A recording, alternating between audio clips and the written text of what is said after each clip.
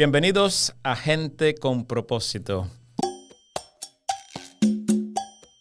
Gente con propósito, un propósito real.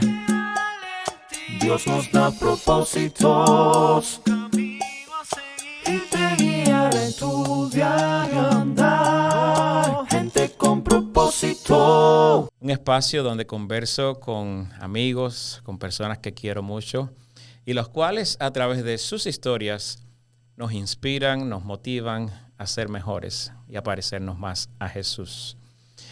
En esta ocasión tengo un invitado extremadamente especial.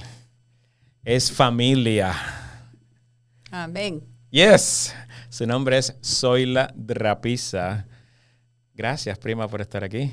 Gracias a ti. Me la capturé y la saqué de la casa y vino hasta acá. Para los que no conocen a Zoila, Zoila tiene una historia bien linda de muchos años ayudando a Cuba y a la comunidad de Cuba. Y hoy vamos a aprender algunas partes de esa historia. ¿Cómo te sientes, cariño? ¿Relajada? ¡Relajada! Eso está bueno para empezar, entonces. Porque ya terminé de hacer todas mis tareas. Tus tareas. Ahora vamos a llegar a ver qué tareas hiciste hoy. Pero este podcast se llama Gente con Propósito. Y esa es la primera pregunta obligada. ¿Cuál tú crees que es el propósito por el cual Dios trajo a Zoila a este mundo? ¿Cuál ha sido el hilo que ha manejado a Zoila a través de estos 30 y tantos años? Vamos a decir los años. Sí, 68 años. Yo creo que el propósito de mi vida no era algo que yo había pensado en ello, pero ya al pasar los años, yo veía como esa malla que se estaba formando y yo podía ver los pasos que habían ocurrido en mi vida. Y primeramente fue por tragedia que conocimos el mensaje. De ahí fue la base de todo. Porque fue lo que nuestra mamá nos enseñó desde el principio. Y entonces de ahí todo lo que yo vi en mi vida, vi los pasos de Dios guiándome hasta la carrera que escogí. Así que yo me encuentro muy, muy feliz. Tú sabes que hay veces que uno ve personas que están en la vida y ya son mayores ya. Y todavía no saben qué van a hacer. Pero desde el principio yo pude ver los pasos que mi mamá estaba tomando y las personas que ella había ayudado. Y eso hizo lo que yo soy hoy, con la ayuda de Dios.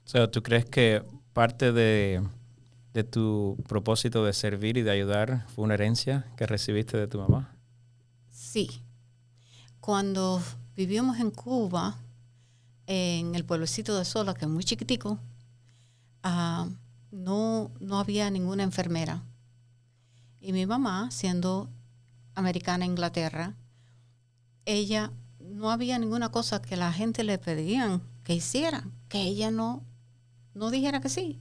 Mi mamá inyectaba, mi mamá nunca fue nada de medicina, de enfermera, de nada.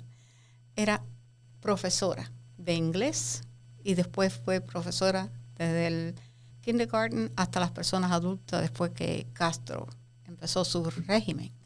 Y yo veía eso en mi mamá. Ella no sabía decir que no. Eso fue un don que siempre. Y yo creo que tú eres igual, que no sabes decir que no. Eso viene en la familia, yo creo. Bueno, es fácil, ¿no es verdad? Es una bendición. Mejor. Yo creo que es una bendición. Sí, porque si dices otra cosa, entonces ya tienes manera de buscar excusas. ¿Para qué dices? Ok. You figured it out how to do it. Dios nos ayuda. Amen. Hablaste de tu mamá y tu mamá tiene una historia bien diferente a la mayoría. Para los que no conocen, este pueblito que se llama Sola, del cual yo no soy parte, yo soy de La Habana, Pero algunos que han venido aquí han tratado de Convencer. de convencerme. Está en Camagüey y cerca de este pueblito de Sola hay otro pueblito que se llama La Gloria. Así Pero en es. un tiempo, a principios del siglo pasado, se llamaba Glory City, porque fue como un asentamiento que tuvo de americanos que fueron a invertir en Cuba al Sí. principio de los 1900. Y una de esas muchachas que fue tu mamá, Paula, Mi abuela, y tus abuelos mi también, bisabuela, que vinieron de Inglaterra. que vinieron de Inglaterra y buscando mejor vida terminaron en este pueblito cerca de la costa, en Camagüey, y hicieron cosas bonitas, porque yo recuerdo de niño ver las casas con estilo americano, la iglesita que se está cayendo, pero con estilo americano. Y esta muchacha se casó con un muchacho cubano, que por ahí es por donde viene el parentesco con nosotros, con los Rodríguez. Y este muchacho hicieron, o los Albertos, hicieron este matrimonio. Y de ahí nacieron tú y varios de tus hermanos. Somos 4. Son 4. Esos fueron tiempos de muchos trabajos, de mucha pobreza. Después, cuando vino el triunfo de la revolución, tu mamá se separó o tu papá se separó de tu mamá, la forma correcta, y pasaron tiempos difíciles. Y esta muchacha americana se quedó en Cuba sola, con niños, pasando muchos trabajos. Dime algo que recuerdes de ese tiempo. Yo estaba todavía en el vientre de mi mamá cuando mi papá vino para los Estados Unidos. Con el pretexto que iba a venir, iba a establecerse, y después llamaron a nosotros. Pero cuando llegó aquí, cogió un diferente capítulo. Así que dejó a mi mamá la semana antes de yo nacer. Wow. Entonces nací, pero mi papá tenía una tía que se llamaba Rosa, por eso yo me llamo Soy la Rosa, y ella le ayudó mucho a mi mamá, esa tía. Y después de 2 años, ya él se había conseguido otra esposa aquí en los Estados Unidos. Estaba viviendo en New Jersey. Y de ahí la familia dijeron, hay un señor aquí que nunca se ha casado, que va a ser un buen esposo para ella, un buen trabajador. Se llamaba Jorge Álvarez y él fue mi papá. Él fue el que los crió a ustedes. Él fue el que nos crió a nosotros. Entonces, después de ellos haberse casado, entonces tuvieron a Jorgito, que nació en Cuba. ¿Cómo puede ser que una muchacha que nació en tanta pobreza y que finalmente sales como con 14, 15 años, ¿no? 13. Con 13 años regresaste a Estados Unidos. ¿De dónde sale el amor para seguir ayudando a Cuba? ¿No fue suficiente lo que pasaste allá como para más nunca regresar? Tú sabes que nosotros como padres tenemos el poder de poner muchas perlas en la vida de nuestros hijos. Y yo veía a mi mamá siempre ayudando. El comunismo entró y entonces mi mamá, como tenía su educación de maestra, la cogieron. Por el día ella enseñaba todos los niños en nuestra casa. Oh, wow.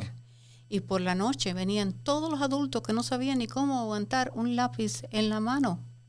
Eso era horrible ver a esos hombres cansados de recoger la basura y venir esa noche. Y mi madre con tanta calma, aguantándole la mano a ese hombre con un lápiz para que él supiera cómo aguantar el lápiz. Y enseñarles a escribir. Enseñarle a escribir. Ella hacía las letras y le aguantaba con la mano para que él cogiera el ritmo de cómo escribir. Y eso te llenó el corazón para amar a Cuba y amar a esa zona y regresar tantas veces. Y ver la pobreza que había ahí, pero con tanto amor que mi madre hacía día y noche, todos los días, menos el sábado. Porque llegaste aquí con 13 años y pasaron muchos años. Esos tiempos era muy difícil regresar a Cuba. Pasaron muchos años hasta que pudiste regresar a Cuba. Sí. ¿Por qué decidiste regresar? Familiares de nosotros, abuelos se murieron por parte de mi papá, de Jorge, que me crió. Y no recibimos el telegrama hasta 6 semanas después que él haber fallecido. Porque no había ninguna comunicación entre Cuba y nosotros. Y entonces de allí queríamos poder ir. El papá de mi papá natural entró con un cáncer en la cara y la Cruz Roja nos dio permiso porque hasta ese tiempo no podíamos. No se podía ir. Ellos nos dieron un permiso especial solamente para ir en aquel tiempo. Fue un viaje bien duro.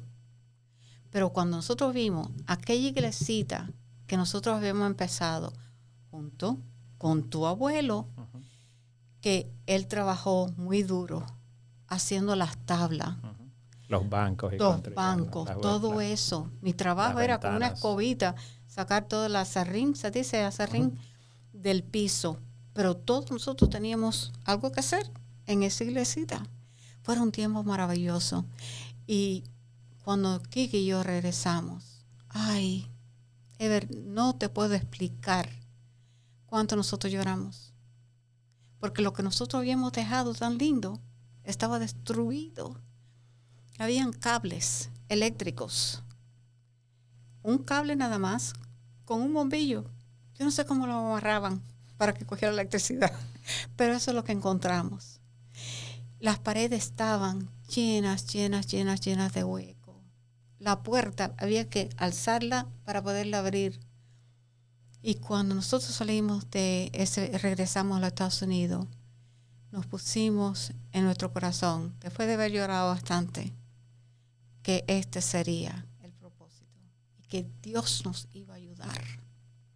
Esa fue la primera iglesia que hicimos. Cuando hablas de nosotros, sé que Kiki, tu hermano Ricardo, ha sido alguien que ha estado al lado tuyo en las buenas y en las malas. Todas. Dime algunas palabras sobre Quique y tu misión en Cuba. Sí. Es increíble de ver el poder de una madre, porque mi padrastro era bueno, pero no era cristiano. No quería que nosotros fuéramos a la iglesia. Pero el poder ese, y mi hermano y yo, cuando era el tiempo más difícil que vivimos en Cuba, el gobierno cerró todas las iglesias. Pero mi hermano y yo íbamos. Y esas memorias, aquel viaje que dimos él y yo a Cuba, se nos quedó en la mente. Kiki me ha ayudado cantidad. Yo he padecido de muchos problemas. He tenido cáncer muchas veces. El camino ha sido duro, pero Kiki siempre ha estado al mi lado. Tengo muchos hermanos, porque lo que yo no mencioné anteriormente fue que mi hermano mayor y mi hermana mayor fueron secuestrados por el papá de nosotros natural. Eso es otra historia. Uh-huh. Y entonces Kiki y yo nos quedamos. Kiki era mellizo cuando nació. Uno falleció y 3 meses después Kiki nació. No pesaba ni 5 libras. Y hoy él es el más alto. Gloria a Dios. Dios es bueno. Dios es maravilloso. Sí, estas palabras son por aquí que te queremos y te apreciamos mucho. Y yo sé que Cuba tiene un lugar muy especial en tu corazón. Y yo, como pedacito de Cuba, te agradecemos mucho por todo lo que has hecho. Amén. De verdad que sí. Hasta hoy en día, déjame decirte esto, él manda un dinero a una iglesia en Camagüey. Y 2 hermanitas que están encargadas de eso, él y un Pablo, es un miembro de la iglesia de él en las Carolinas.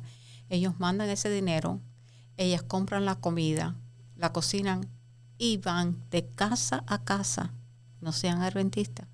Son personas que están encamadas y ellos le llevan la comida ya cocinada a ellos.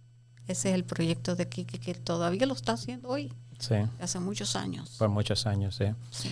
Y hoy mismo, el día de hoy, te levantaron temprano. O sea, ustedes salieron ayer de Carolina, donde tú Sí. vives, y manejaron 8 o 10 horas hasta aquí, hasta Orlando, 9 horas y media. 9 horas y media, para mandar un cargamento para Cuba. Y esta Sí. mañana, gracias a Dios, pudieron ir Ay, gloria a a la Dios. agencia y enviar como 500, 600 libras para Cuba. ¿Qué te ha dado fuerza durante todos estos años, Zoila? Yo creo que verdaderamente es lo que dice la Biblia, que no debemos de olvidar el pasado, porque nos va a seguir ayudando ver la manera que Dios nos guía. Es lo que nosotros nos da la fuerza para seguir. Y yo creo que eso ha sido lo más importante. Para mí ha sido como oxígeno para mis pulmones. Nunca hemos venido aquí a este país. Como tenemos familias que han venido aquí, se han enriquecido, han tenido mansiones para vivir, buenos carros todos los años. Nunca eso ha sido algo... La prioridad. Sí. Nunca no hemos querido obtener. Dios ha sido tan bueno. Y Ever, cuando uno recuerda que yo nada más que tenía 2 vestiditos en Cuba, ¿cómo es que yo voy a estar aquí? ¿Cómo es que vamos a estar aquí? A las tiendas más simples que pueda ser, Walmart, Kmart, lo que sea. Hay bellezas ahí para que la gente lo necesite en Cuba. Siempre eso ha sido nuestro oxígeno. Y en todas las enfermedades que he tenido, lupus, cáncer, ahora tengo un riñón que no me está funcionando, que ese sí me está dando problemas. Pero cada vez que yo veo todo eso, yo veo que esa islita todavía está ahí. Y esas personas que están ahí, de la iglesia y afuera de la iglesia, que no tengan ni una aspirina. Yo conozco muchas historias de Zoila, porque hacer este trabajo que tú has hecho de llevar tanta bendición a Cuba por más de 30, 35 años, con múltiples viajes por año, con contenedores, con bolsos, con camiones, con de todo. Pasaron muchas cosas en esos momentos que pararon, y la Zoila que yo conozco, no hay quien le dice que no. Sea un oficial de migración, sea un oficial de aduana, sea un pastor de la delegación. ¿De dónde Zoila saca esa fuerza? ¿Cómo tú te sobrepones para ver el triunfo a pesar de tantos no que has visto en el camino? Yo he sido testigo de muchos de esos. Cuando se ha roto un carro en el medio de la carretera, cuando el equipo médico que estabas llevando por alguna razón no se podía llevar. Y tus sueños siempre han sido mucho más allá de la realidad. Los que te conocen y te quieren alrededor muchas veces decían, eso no es posible. Sin embargo, si tú veías una necesidad, tú decías, we are gonna do it. Sí. Y al siguiente año venías con todas las cosas. ¿De dónde sacas esa fuerza? ¿Cómo podías decir sobrepasar todos esos no que tuviste en tantas veces? Mi hermano Kiki me ha acompañado, Ever, como tú sabes, en múltiples viajes a Cuba. El primer viaje fue cuando te fuimos a ver. Cuando llegamos allí al aeropuerto, aquel aeropuerto, yo creo que es por eso que él y yo hacemos un buen equipo. Uh-huh. Porque yo soy... Él te da un poquito de balance, ¿no? Exacto, porque yo siempre quiero brincar. Zoila no entiende el no. A Zoila no entiende el no. No, y es que no lo pienso que no puede ser posible, ¿ve? Y hay veces que eso puede ser plus, y hay veces que puede ser negative. Yeah. Pensar de esa manera. Pero yo creo que gracias a Dios has llegado hasta aquí por pensar así. Si hubieras visto los no, nunca hubieras quizás avanzado. Bueno, yo creo que cada uno tenemos una personalidad diferente. Y gracias a Dios que mi hermano siempre ha sido, yo he sido la melliza, el hermano que él perdió siempre. no es que seamos iguales, pero es que al ser tan diferentes, pero queremos la misma meta. Un buen ¿Sí? equipo. Exacto. Cuando el primer viaje que hicimos a Cuba, todo estaba cerrado y yo había puesto 2 billetes de A20 adentro de mi pasaporte. Y cuando ella me dijo que no, porque las pesas pesaban más que lo que deberían pesar, ¿no? Porque siempre ha habido regulaciones. Puedes llevar X cantidad de cosas, pero esas regulaciones siempre las excedía un poquito. Sí. Y entonces Kiki ya me estaba mandando a la vista que no podíamos hacer nada de eso. Pero enseguida yo saqué esos 2 billetes y la mujer lo cogió con una facilidad, pero bella. Algo que yo hubiera hecho. Parece que era mi melliza. Y de ahí, en ese momento, le dijeron, ustedes pueden pasar. Hemos visto tantas cosas, Ever, que yo no sé. La verdad es que yo no puedo explicar mi vida. No es que yo sea mejor que nadie o que yo tenga habilidad. No. Pero Dios me creó a mí. Especial. Yo creo que en tanta necesidad que pasamos, yo tengo marcas, porque cuando era chiquita y mi papá se había ido, no había leche, no había nada.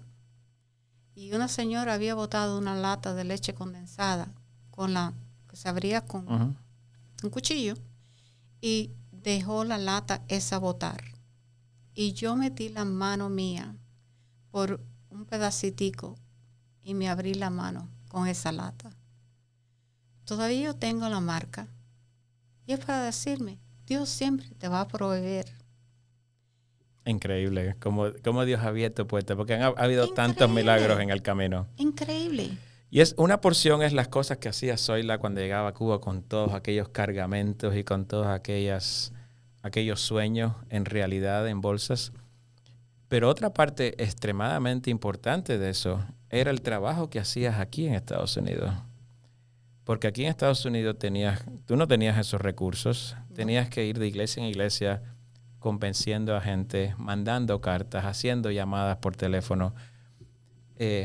Cuéntame de esa parte acá. ¿Cómo vistes milagros? Gente que ni conocías a veces y decías, sí, yo voy contigo. Porque llevaste a médicos, doctores, constructores, pastores, misioneros, muchos viajes. Organizaste viajes de 30, 40 gente que iba.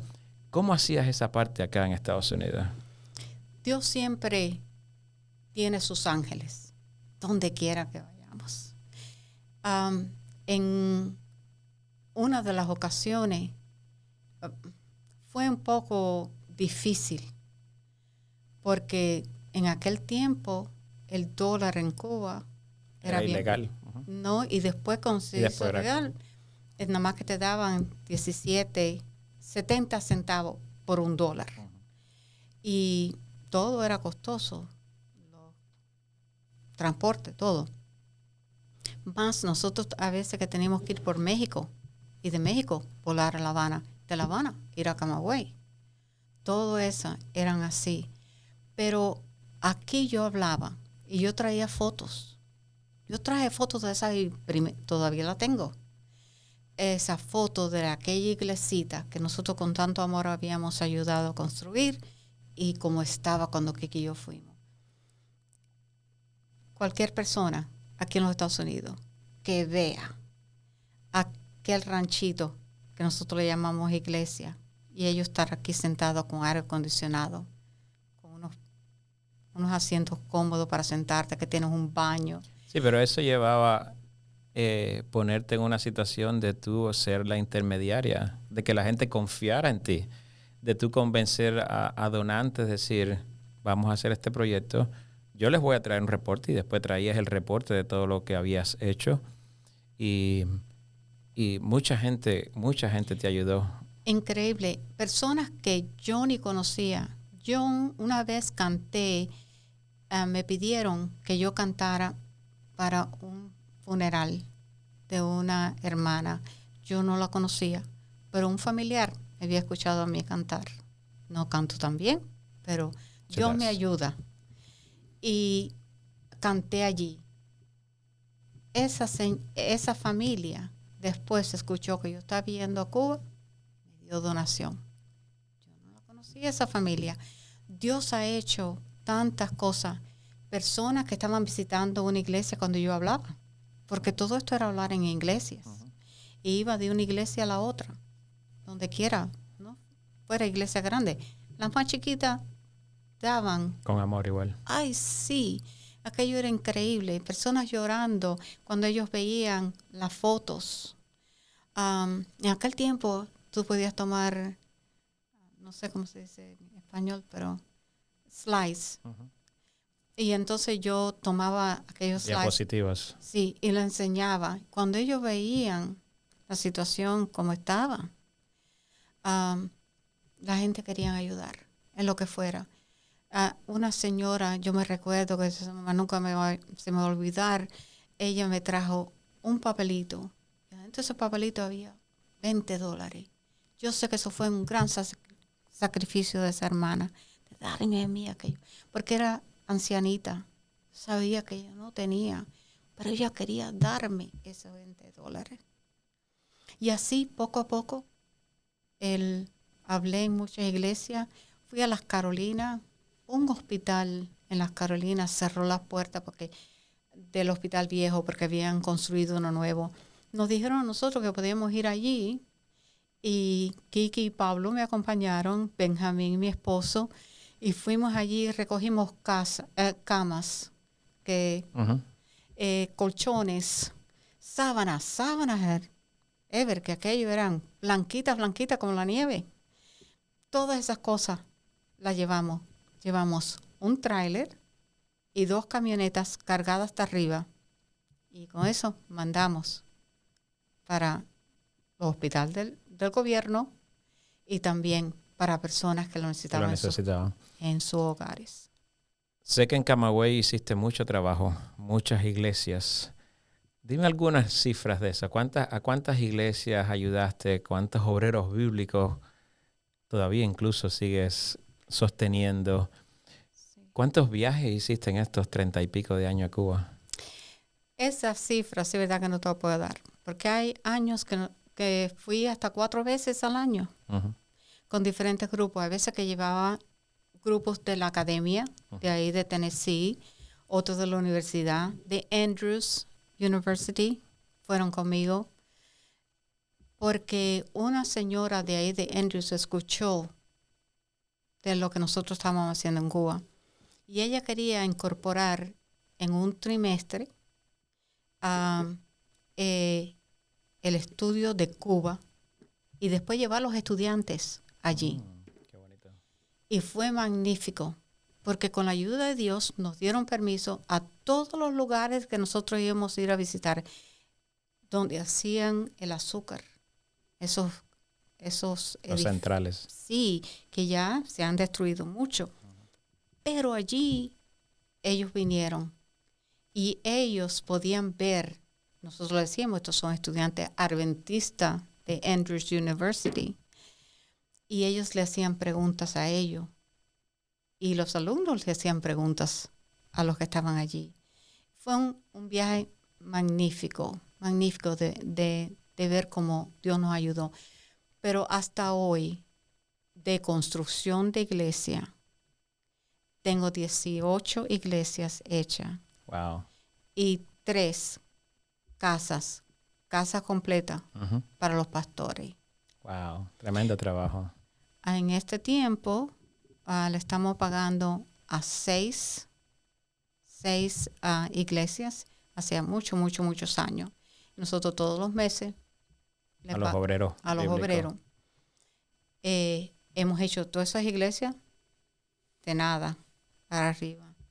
Eso son obreros bíblicos, no son pastores, pero Ever, el trabajo que ellos están haciendo, porque empiezan nada más que con visitar.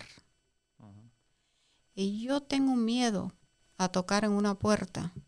Yo te puedo traducir, yo te puedo preparar un programa, yo te puedo hacer eso, pero yo de tocar en una puerta, pero los cubanos tienen esa fe y ese valor. ¿Te sientes cubana o eres gringa? ¿Cuál de las dos cosas eres? Yo creo que en este aspecto soy muy de Inglaterra. La gente de Inglaterra son muy temidos o Porque tú no pareces cubana en ningún sitio donde vas. Para no, toda la gente tú eres gringa. no, sí, hasta en el aeropuerto en Cuba, Ajá. ellos me hablaban en inglés. Ujú. Y yo esperaba un ratico a ver qué lo que iba a suceder ahí. Entonces después le decía, yo hablo español, pero nadie me lo creía. Y en aquel tiempo tenía lentes azules puestos, así que era Gringa una completa. gringa que ese no podía estar. Pero Dios sí nos ha bendecido con muchas almas. Yo sé, muchas personas han venido a Jesús a través de este trabajo. Yo pude ver poquitas cosas de cuando estaba en Cuba, de ir a ver iglesias que se abrían, ver los grupos cuando llevaba muchachos jóvenes también y hacían tremendo trabajo y trabajaban durante el día Duro. y durísimo y por la noche daban conferencias. Creo que esas son semillas que fueron de bendición para Cuba enormemente, pero creo que también fueron de mucha bendición a las personas, los que estamos aquí en Estados Unidos, que entendemos el valor que tiene cuando tú dedicas tu tiempo para servir a otra persona, cuando tú Amén. dedicas tus recursos y tus energías para bendecir a otra persona. La persona que más termina siendo bendecido es uno mismo. Ay, sí. Así que tú has sido un canal de bendición para muchas personas aquí en Estados Unidos también que han sido capaces de donar y de ayudar a nuestra querida isla de Cuba. Sé que hubieron muchos pastores que te quieren y te aman y fuiste de gran ayuda para ellos.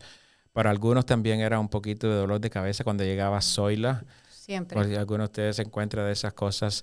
¿Cómo te fue esa relación? Porque sé que en La Habana también a veces era medio complicado el decirle que no a Zoila y Zoila buscar la forma de llevar las cosas. No viviendo allí, viviendo acá, uno tiene una forma de pensar. Todo es posible. Si tú quieres estudiar esto, lo vas a hacer. Si quieres hacer esto, lo vas a hacer. Te va a costar sudor, pero lo vas a poder hacer. Y esa siempre fue mi meta allá. ¿Pero por qué? Si ayer te dijeron que no, hoy te pueden decir que sí. ¿No es verdad? Eso es así. Y Pero la entonces, mentalidad del cubano cuando estamos allá, y más los dirigentes, yo sé que yo les di a ellos mucho dolor de cabeza. algunos dolores de cabeza. Yo creo que eran bastante. Porque yo sé que ellos tienen que estar viviendo allí y yo regresaría a los Estados Unidos.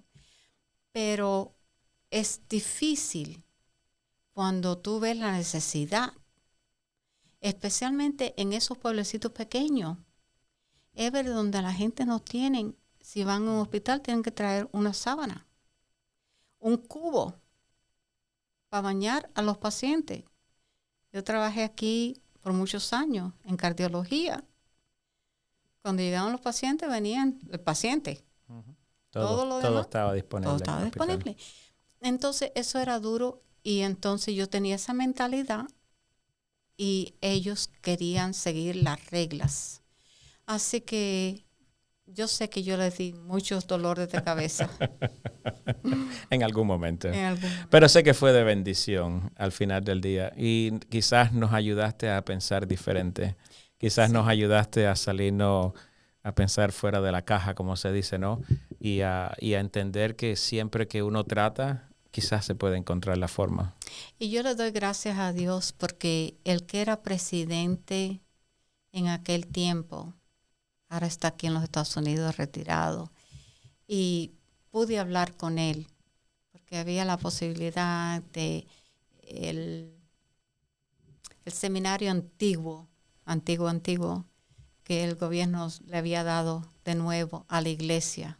El Colegio de las Antillas. Ay, sí, qué belleza. Yo fui allí, yo lloré, le di alabanza a Dios por tanto que se habían educado allí. Pero no fue posible de nosotros. Sí, nos dieron el lugar, pero no nos han dado el permiso.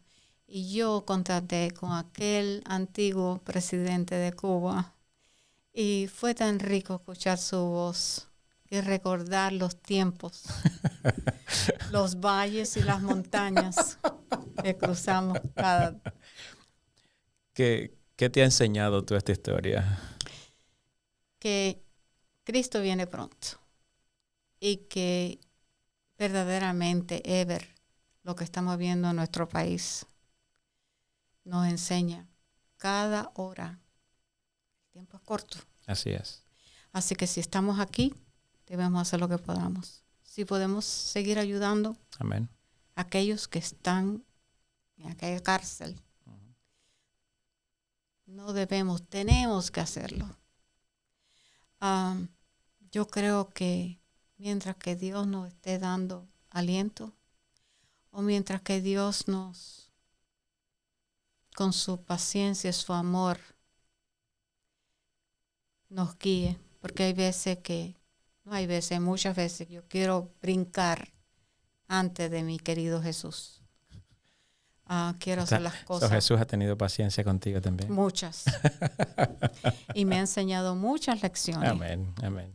Pero tú eres una hija favorita de Jesús, de eso yo estoy convencido. Bueno, yo creo que cada uno de nosotros. Yo lo sé.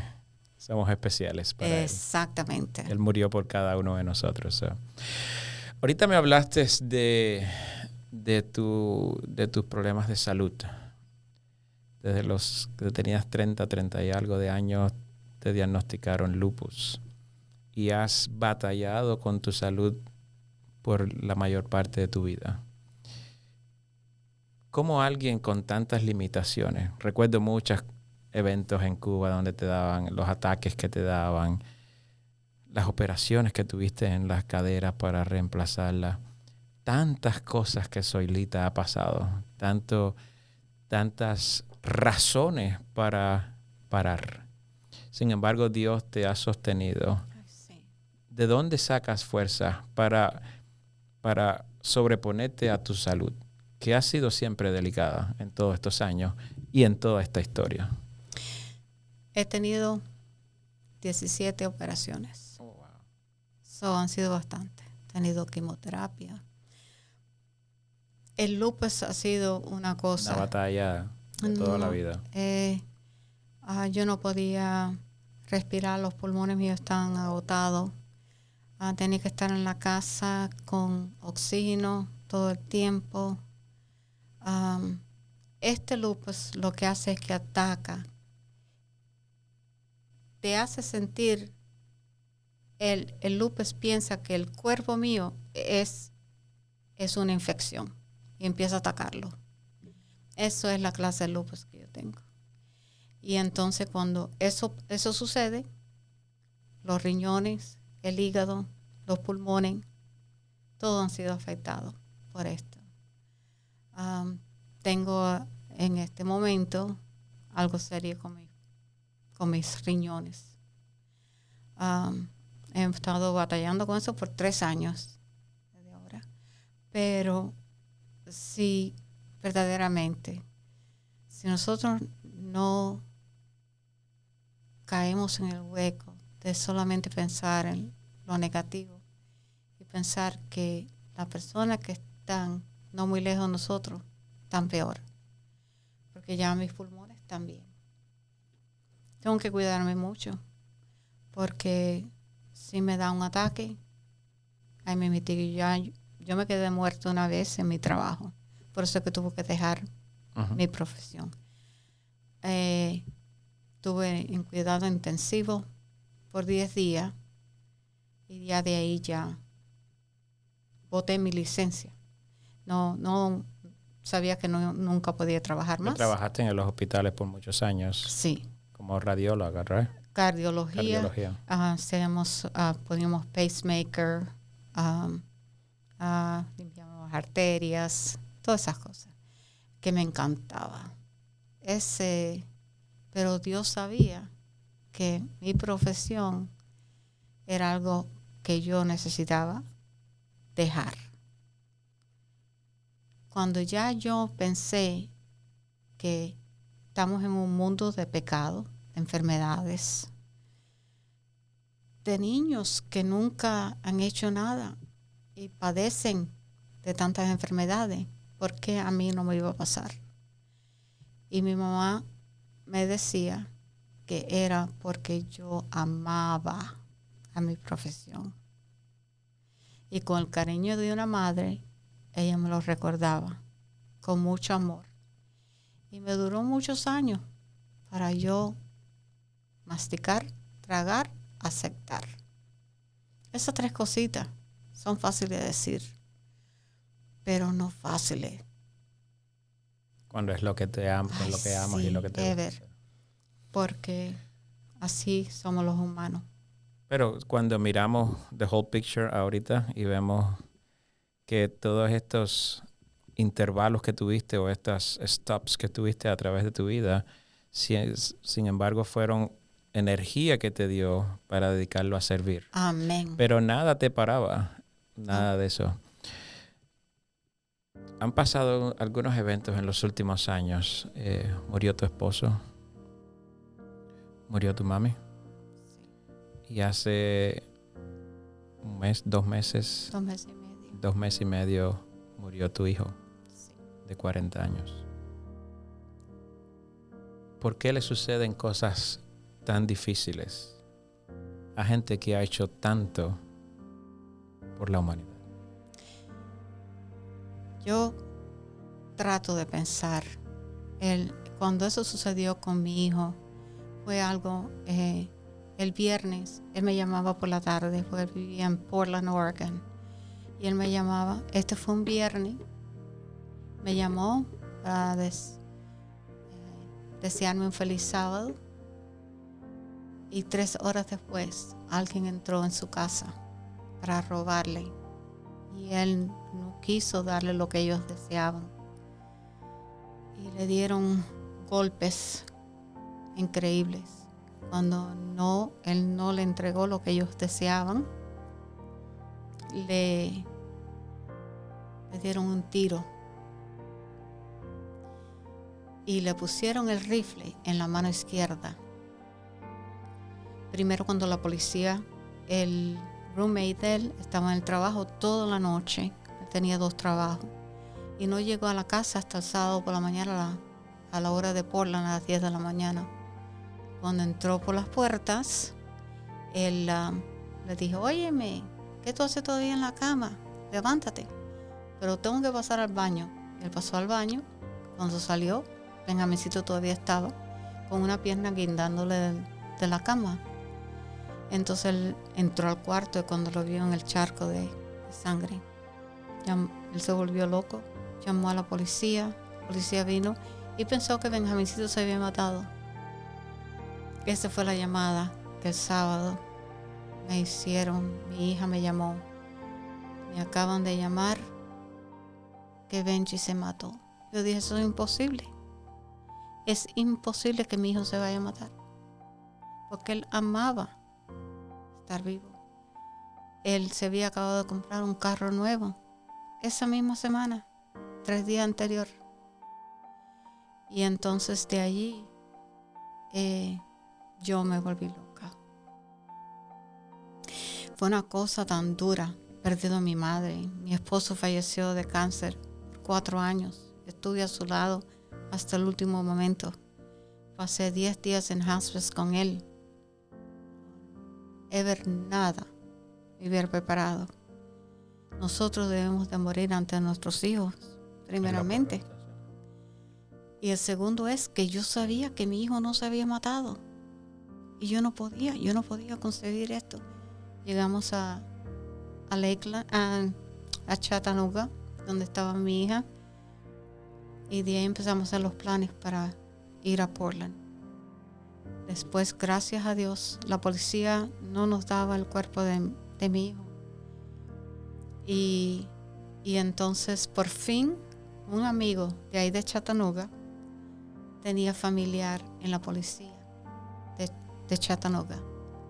Y ellos, con el FBI, fueron allá, investigaron. Había una parte que se había grabado, pero cuando la persona que lo hizo vio que estaba grabando, lo apagó todo. Pero escuché la voz de mi hijo que no, cálmate, no, cálmate, diciéndole a la persona. Pero por fin él falleció y le doy gloria a Dios que ya tienen muchas cosas avanzadas y hay posibilidad que ya pronto esa persona va a ser captada, porque no era por justicia, sino para que él no se lo hiciera a otra persona. Así que esto ha sido 2 meses y medio que jamás pensé. Muchas personas me han ayudado a poner un pie delante del otro. De muchas iglesias. Yo no quería que nadie en Cuba lo supiera, porque entonces yo tenía que seguir explicando. Y ya yo no podía seguir explicando. Pero veo que hasta en eso, yo sé que nosotros como humanos, especialmente yo, quiero tener todo arregladito. Dios sabe cuándo vamos a nacer. Dios sabe el día que vamos a respirar el último aire que va a entrar, oxígeno que va a entrar a nuestro pulmón. Y Dios sabía que ese era el día de Benjamincito.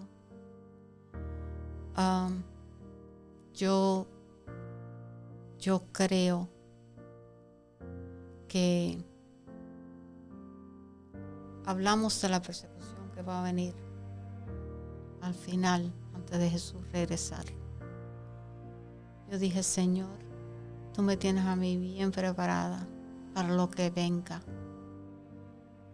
Porque perder a un hijo, ese dolor, yo jamás lo había experimentado. Y espero que nadie, ninguna otra madre tenga que pasar por este dolor tan duro. Y entonces no tenía a mi madre con quien yo llorar, no tenía a mi esposo que me apoyara, pero sí tenía a Dios. Did you ever blame God? ¿Le echaste la culpa a Dios en algún momento? Ni un momento.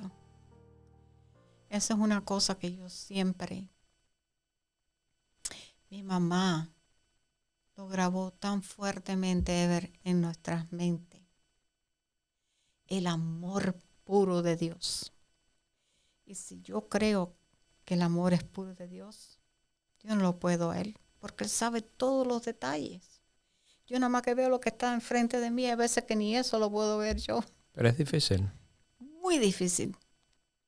Yo te digo, yo decía, Señor, ¿cómo es que yo a esta edad, con mi cuerpo, tú me ves por fuera, piensas que yo estoy saludable, pero todo se está acabando dentro de mí. Los hombros ya han sido operados, la rodilla derecha ha sido operada, mis caderas han sido cambiadas, yo no sé, ahorita voy a ser un robot.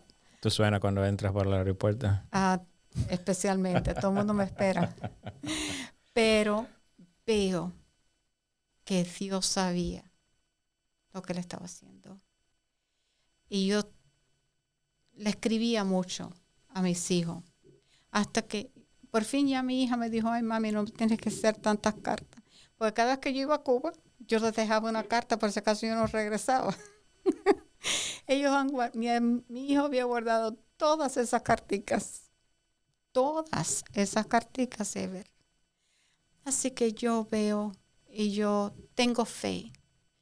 Yo no sé quién va a estar salvo, quién va a estar. Nosotros podemos estar bien. Creer que estamos bien. No, y podemos decir, no, yo estoy haciendo esto y esto y esto y esto. Pero si nuestro corazón y nuestra mente no está en el mismo trillo. Y solo Dios sabe. Solo Dios sabe. Así que yo dejo eso en las manos de Dios. Gracias, Zoilita. Gracias por ser vulnerable y contar esta historia. No pensé que ibas a hablar sobre eso. Yo quisiera que ahora miraras esa cámara y dieras un mensaje a alguien que quizás esté pasando por un momento extremadamente difícil, como lo que tú has pasado en los últimos meses. ¿Qué le puedes decir a alguien que puede estar pasando así?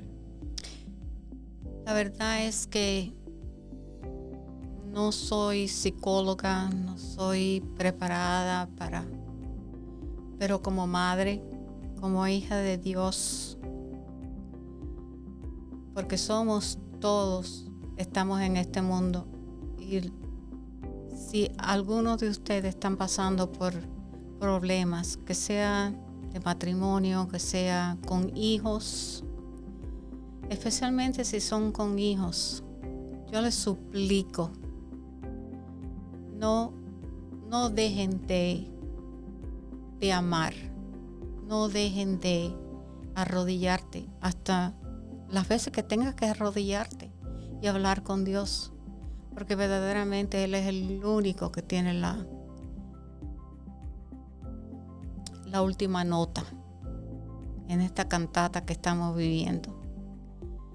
Yo les digo que no dejen que Satanás use cualquier problema que estén pasando, y que no te sientas que eres solo o sola. Estamos todos en el mismo barco y seguiremos, porque Jesús va a venir pronto, y yo sé que Él es el único que nos puede dar ese aliento. Yo sé que Él es el único que nos puede ayudar a cruzar ese mar que estemos cruzando. No va a ser fácil, esa es la verdad. No va a ser algo que vas a poder decir, hoy estoy bien, pero mañana vas a caer. Y así yo me siento a veces, pero cada vez que eso me sucede, yo inmediatamente, lo primero que hago es cierro los ojos, aunque esté llorando, aunque le esté hablando a Dios y llorando al mismo tiempo. Y Él comprende que tenemos que llorar. Él nos hizo de esta manera. Pero por favor, confía que esto pronto va a pasar. Todo esto va a terminar y vamos a poder estar todos juntos por la eternidad con nuestro querido Jesús.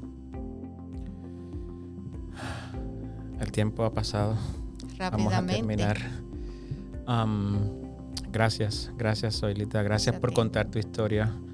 Gracias por afectar mi vida de una forma positiva, por ser alguien que siempre he admirado desde que era mucho más joven, y alguien a quien quiero y admiro mucho. Gracias. Y a ti que nos estás escuchando, que estás mirando este video, te invito a que reflexiones en esto. Número 1, escuché a alguien esta semana decir que cuando uno es joven tiene muchas aspiraciones, pero pregúntate, cuando tengas 80 años, que ese hubiese sido lo mejor que hubieses hecho. Y yo creo que ser alguien que da la mano al necesitado hubiese sido quizás la mejor elección. Y doy gracias a Dios porque eso es lo que tú hiciste cuando eras joven, y no estás en los 80 todavía, pero has sido alguien que ha bendecido a muchas personas. Gracias por eso. Y te invito a ti que estás escuchando, que uses tu tiempo, tus recursos, que escuches la voz de Dios en tu corazón decir, yo puedo ser de ayuda a alguien también. Y la otra motivación que tengo para ti es que a pesar de los problemas, como ese mensaje tan lindo que acabas de decir, a pesar de las dificultades con tu salud, a pesar de cualquier circunstancia que estés mirando o pasando hoy en día, nunca olvides que el amor de Jesús es más grande que cualquier problema. Amén. Que nunca olvides que Jesús, su mayor satisfacción es estar contigo, sostenerte y darte la victoria. Y al igual que esta historia tan linda, que con tantos ups and downs, con tantas dificultades, pero con tantos triunfos que Dios te ha permitido contar y que sigues contando, que no ha terminado. Quiera Dios que tú y yo también podamos ser parte de esta historia, donde podamos impactar la vida de alguien a través de cualquiera que sean tus talentos, y que es solamente todo lo hagamos por amor a Jesús. Amén. Gracias por sintonizarnos en esta noche especial, y nos vemos en la próxima ocasión. Gente con propósito, un propósito real. Dios nos da propósitos.